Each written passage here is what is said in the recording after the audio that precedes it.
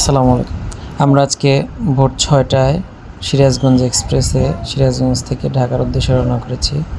আমাদের ট্রেন চলতেছে, দেখেন ভেতরে সবাই বসে আছে, যাত্রীরা আমরা সহ। কিছুক্ষণ পরে ট্রেনটা চলে আসলো জামতল। এখানে নামার পর সবাই যার যার মতো খাবার সংগ্রহ করতেছিল। আমি নিজেও খাবার সংগ্রহ করেছিলাম। এখানে আসলে সব যাত্রীরা খাবার খেয়ে থাকে, সকালের নাস্তা। তারপর এদিকে ট্রেনের ইঞ্জিনটা ঘোরানোর কাজ চলতেছিল। ইঞ্জিনটা ঘোরানো শেষে ইঞ্জিনটা লাগানো হলো। আর এই দেখেন, এখান থেকে কিন্তু ট্রেন চালানো হয়। এখানে চালক বসে থাকে, ওই আসনে বসে কিন্তু চালায় ট্রেনটা। তো ইঞ্জিন ঘোরানো শেষে যথারীতি আমাদের ঢাকার উদ্দেশ্যে যাত্রা শুরু হলো জামতল থেকে। আমাদের ট্রেন তার গন্তব্যের দিকে চলতে থাকলো। ট্রেন ভালোই যাচ্ছিল, খুব যে বেশি লেট করতেছিল তা না, স্বাভাবিকভাবেই নির্ধারিত টাইমেই যাচ্ছিল। প্রথমে একটু গতি কম ছিল, পরবর্তীতে কিন্তু ভালোই গতি ছিল। মনসুরালিতে 7টার দিকে এসে পৌঁছালো গাড়িটা। এখান থেকে কিছু যাত্রী উঠে আবার টান দেয়। আকাশ প্রচণ্ড মেঘলা ছিল, মনে হচ্ছে এই বুঝি বৃষ্টি নেমে যাবে। এভাবেই আমাদের যাত্রা চলতে থাকলো।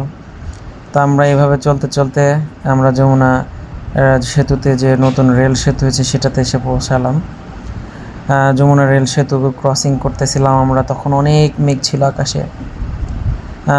তারপরে আমাদের জার্নি এভাবে চলতে থাকলো। ওদিকে আবার যমুনা সেতু দেখা যাচ্ছিল, কীভাবে বাসগুলো যাচ্ছিল তাই দেখলাম।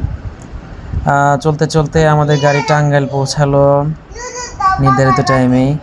টাঙ্গাইল আসার পর যাত্রী উঠে আবার আমাদের নির্ধারিত গন্তব্যের দিকে চলতে থাকলো। চলতে চলতে আমরা বঙ্গবন্ধু হাইটেক সিটিতে এসে পৌঁছালাম। এর মাঝে দেখা যাচ্ছে প্রচুর বৃষ্টি হয়েছিল। ওদিকে উত্তরবঙ্গগামী হাইওয়ে দেখা যাচ্ছিল এখান থেকে। তো এইভাবেই চলতে থাকলাম। একটু পরে অনেক বৃষ্টি হলো। তারপরে আমরা জয়দেবপুর ক্রস করে অবশ্যই বিমানবন্দর পৌঁছালাম এবং সবশেষ আমরা আমাদের নির্ধারিত গন্তব্যে পৌঁছে গেলাম 10টা 30 মিনিটে।